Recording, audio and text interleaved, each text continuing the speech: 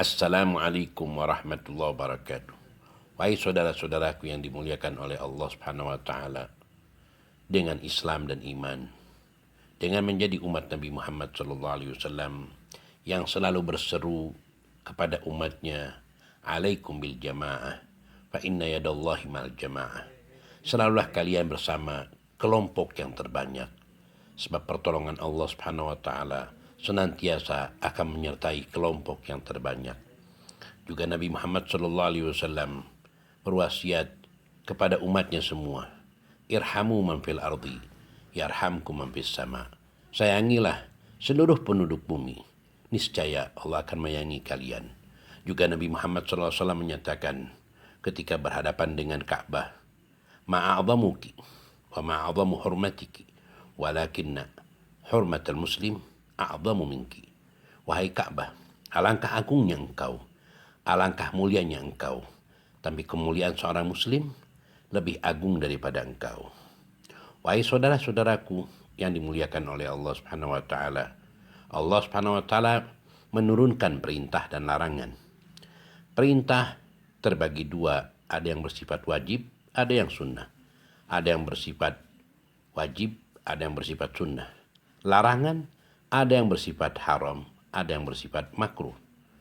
Tapi kedua perintah dan kedua larangan ini bisa berubah tergantung keadaan dan kondisi. Wajib bisa menjadi haram, sunnah bisa menjadi wajib, yang haram bisa menjadi wajib, yang makruh bisa menjadi haram. Hal itu dapat diketahui oleh para ulama yang memang mengerti ilmu fikih. Kemudian Allah Subhanahu wa taala memerintahkan kepada kita bila terjadi perselisihan, tidak bertemu dalam satu faham, Allah Subhanahu wa taala berfirman, fa in tanaza'tum fi syai'in farudduhu ila Allahi wa Rasul. Kalau sekiranya kalian berselisih faham di dalam memahami, mengambil satu tindakan, di dalam mengambil suatu pendapat, maka kembalikanlah kepada Allah Subhanahu wa taala dan Rasulnya. Lalu dalam ayat yang sama Allah Subhanahu wa taala memerintahkan kita untuk kembali kepada Allah Subhanahu wa taala, kepada Rasulullah sallallahu alaihi wasallam. Ati'ullah wa ati'ur rasul wa ulil amri minkum. Taatlah kepada Allah Subhanahu wa taala, taatlah kepada Nabi Muhammad sallallahu alaihi wasallam, taatlah kepada pemerintah selama pemerintah itu masih berada di dalam kisaran syariah Islam.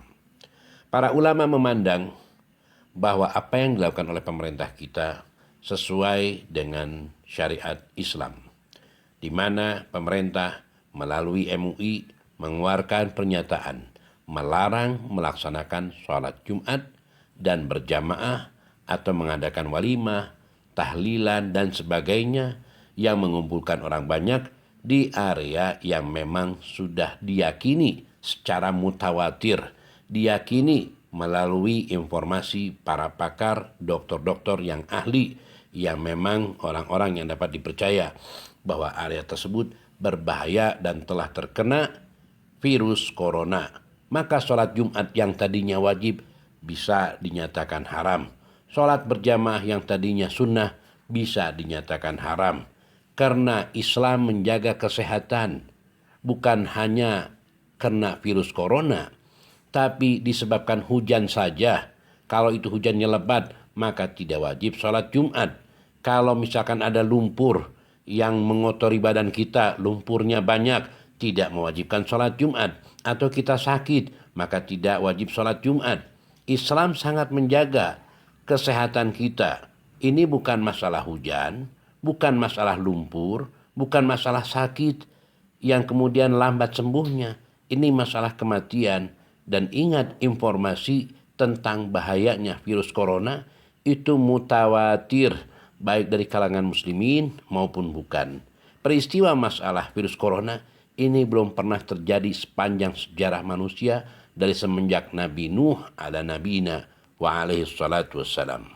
Jadi saya sangat mengharapkan dari para ustadz, para muallimin untuk menilai di dalam menghadapi virus corona dengan bijaksana. Kalau ada seorang yang mengajak umatnya untuk melaksanakan sholat Jumat atau sholat berjamaah atau tahlilan atau majlis taklim di area yang sudah ditetapkan dilarang oleh pemerintah, yang tentunya pemerintah mengikuti informasi para dokter dan para ulama pun bergantung dengan informasi dokter, karena hukum agama selalu terikat dengan informasi dokter, maka sholat Jumatnya diharamkan. Coba bayangkan kalau ternyata kemudian ada yang terkena virus corona, apakah orang itu akan mengurusnya, akan mengobatinya, atau meninggalkannya di masjid? Atau setelah meninggal akan memandikannya, akan menguburkannya, dan menanggung keluarga yang ditinggalkan? Tentu tidak ada yang mau melakukan demikian. Maka sangat diharapkan dari para ustadz untuk menilai, pertama, informasi bahayanya corona mutawatir dari orang-orang muslim juga dari yang lain. Yang kedua, bahwa larangan pemerintah berkisar kepada area kota-kota yang sudah ditetapkan tersebar virus corona. Adapun area yang belum tersebar, maka pemerintah melalui ulama-ulama MUI menyatakan dengan menjaga jarak. Tapi kalau areanya jauh daripada itu virus corona, maka normal hukumnya sholat Jumat normal, sholat berjamaah normal, yang lainnya normal. Sebab tidak ada alasan untuk melarang. Yang ketiganya, ini berhubungan dengan nyawa. Bukan hanya satu orang, tapi bisa melibatkan satu keluarga, satu kampung, terus menyebar.